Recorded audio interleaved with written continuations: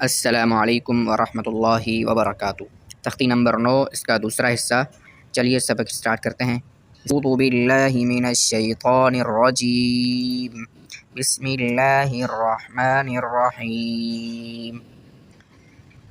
میم کھڑا زبر ما، لام زیر لی مالی، کاف زیر کی مالیکی، وقفاً مالک۔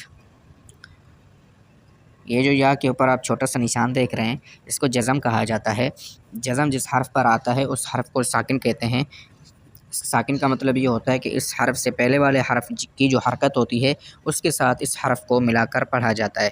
دیکھیے شین یا زبر شی، شین یا زبر شی، حمزہ دو زیر ان، شیئن، وقفاً شی، طا زبر طا، غین کھڑا زبر غا، طغا، وقفاً طغا، طا زبر طا، غین واو زبر غو، طغوا، وقفاً طغوا، طا یا زبر طی، طا یا زبر طی، را دو زبر رن، طیرن، وقفاً طیرا۔ دیکھیے جب را پر دو زبر آ جائیں یا کسی بھی حرف پر دو زبر آ جائیں تو اس کے بعد الف لازمی لکھا جاتا ہے۔ اگر آپ وہاں وقف کرنا چاہیں تو وہ جو الف ہوتا ہے وہ وقف کی صورت میں پڑھا جاتا ہے۔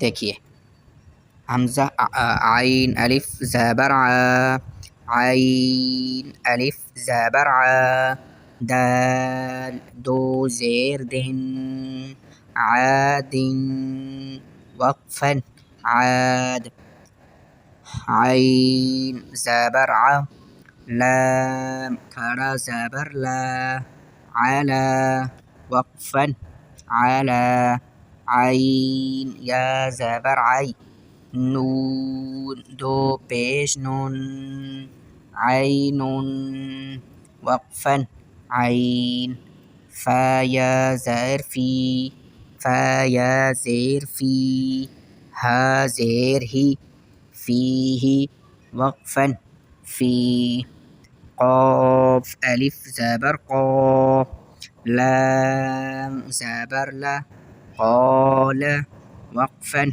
قال، قاف واو زبر قو، لام دو پیش لن، قول، وقفاً قول، کاف الف زبر کا، نون زبر نا، کان، وقفاً کان، کاف یا زبر کی، دال دو زبر دن، کیدن، وقفاً کیدا، کاف یا زبر کی، فا زبر فا، کیف، وقفاً کیف، لام واو زبر لو، حا دو زیر حن، لوح، وقفاً لوح۔